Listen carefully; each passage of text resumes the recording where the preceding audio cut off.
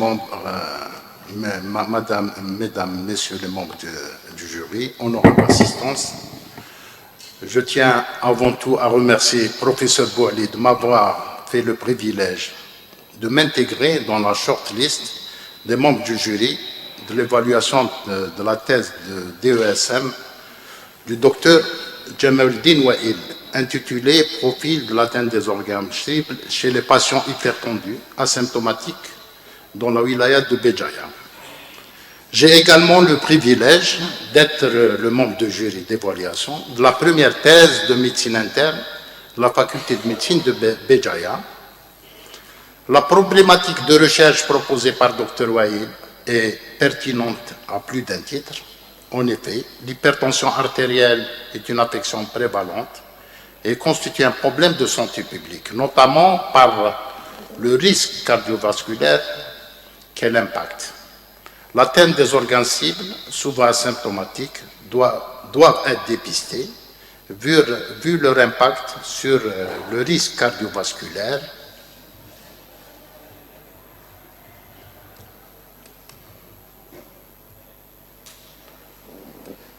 À la lecture du protocole d'étude du candidat, nous avons saisi l'ampleur de la tâche qu'il s'est assignée. En effet, sur les 300 patients enrôlés, il a réalisé en moyenne plus de 11 examens par patient, soit 3100 examens complémentaires durant les 3 années de durée de l'étude.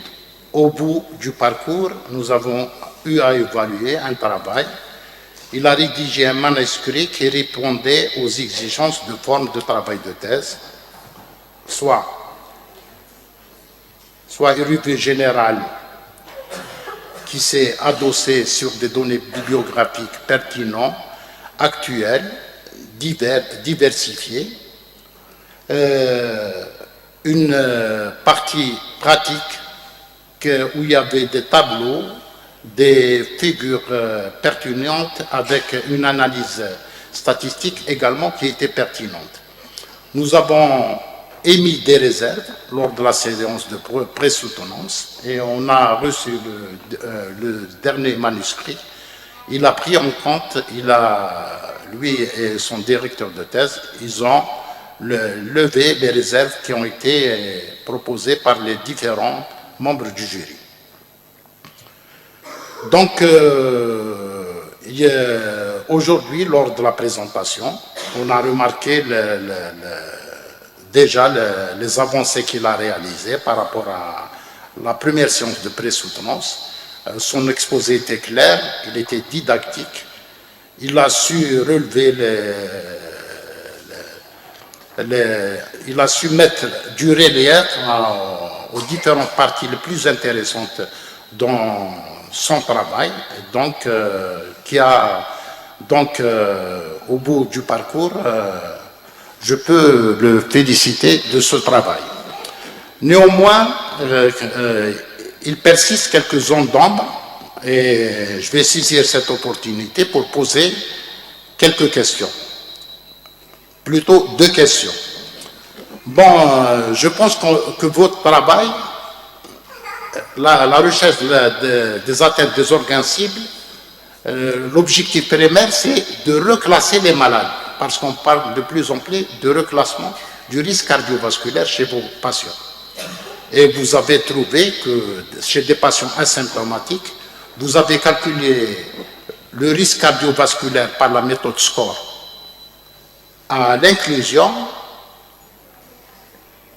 Serait-il plus judicieux de calculer ce risque après l'atteinte des organes cibles, parce que vous allez reclasser beaucoup de malades qui étaient dans des risques faibles et intermédiaires, vous allez les classer, ils vont devenir des hauts risques. Et nous donner le profil de ces malades faibles et risques intermédiaires qui ont évolué après votre travail de dépistage vers le très haut risque. Donc j'aimerais bien que dans votre boucle, vous l'avez si bien dit, et surtout dans votre partie théorique, le reclassement des malades sur le risque cardiovasculaire après ces tests de dépistage. Donc il fallait plutôt le ressortir dans votre partie pratique. Donc je vous demande un commentaire sur ce point-là. Et j'ai vu à la lecture de l'atteinte rénale, la maladie rénale chronique, vous avez trouvé, je pense que c'est un paradoxe statistique, sinon si vous avez des explications, vous allez nous donner, comme facteur associé à l'expression urinaire, c'est le LDL, cholestérol inférieur à 1 gramme. Est-ce que c'est bien inférieur ou supérieur, ou est-ce que c'est un paradoxe? Où il y a des explications, généralement lorsqu'on diminue le risque cardiovasculaire, on va également agir sur l'atteinte rénale. Voilà les deux questions que je vous pose et merci. Docteur Wael, vous répondez. Merci Madame la Présidente. Merci Professeur Chemli pour la pertinence des questions. Merci pour les remarques et pour l'intérêt que vous avez porté au travail, à notre travail. Concernant la première question, recherche des atteintes des organes cibles, est-ce qu'il fallait recalculer le risque? C'est vrai, on n'a pas peut-être réalisé ça parce que selon les dernières, parce que le travail a été commencé en 2016, avant les dernières recommandations de l'ESC 2018, là où ils ont reclassé les patients atteints d'atteintes d'organes cibles en très haut risque cardiovasculaire. Nous, on n'avait pas intégré ça dans le protocole, mais peut-être il faut le réaliser. C'est important. Concernant la maladie rénale chronique, là on avait le LDL cholestérol inférieur à 1 gramme qui est associé.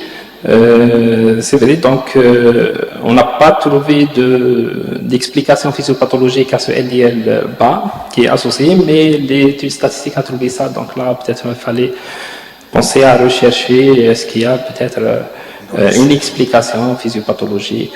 Pour le moment, donc, je ne trouve pas d'explication pathogénique de LDL bas associée à la maladie rénale chronique. Je ne sais pas. Merci. Professeur Chemli, vous êtes satisfait des réponses? Bon, il a bien répondu. Voilà, je sais qu'on... Professeur Boali, vous voulez... Oui, Madame la Présidente, j'aimerais juste apporter des précisions, en particulier par rapport à la première question. Docteur Wael a répondu, mais j'apporterai les précisions suivantes. Et je suis entièrement d'accord avec cette question qui est pertinente. Et on le dit toujours quand on fait l'enseignement de nos résidents. Tout le monde a en tête le fameux tableau où on a sur les lignes les chiffres tensionnels et sur les colonnes, on a au départ les facteurs de risque associés et à la fin, on a l'atteinte, les complications avérées. Et entre les deux, il y a l'atteinte des organes cibles, c'est écrit en tout petit, atteinte du diabète et ou atteinte des organes cibles infracliniques. Quand on ne fait pas attention, quand on n'est pas concentré, c'est un chapitre, c'est une case qu'on saute. Et alors que justement l'identification, et c'est l'esprit de ce travail, c'est que l'identification de l'atteinte des organes cibles infracliniques, quand on suit le croisement des colonnes, va obligatoirement changer le risque cardiovasculaire, le niveau de risque cardiovasculaire et donc la décision thérapeutique.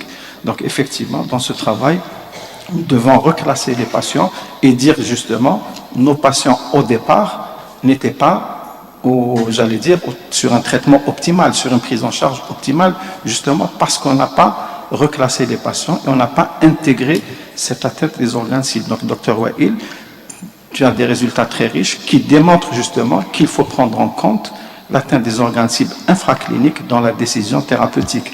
Et en faisant cela, tu rentres dans la cour des grands, hein, tu vas jouer dans la cour des grands. Voilà.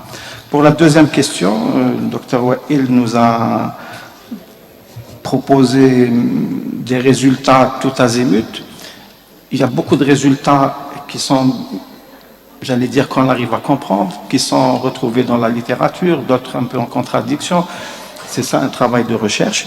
Et comme il a été dit, certainement cet aspect, on n'a pas d'explication et c'est une piste à prendre en compte pour des futures explications physiopathologiques. Peut-être que notre ami le professeur Haddoum, je ne sais pas, pourra nous donner une explication par rapport à ça. Merci.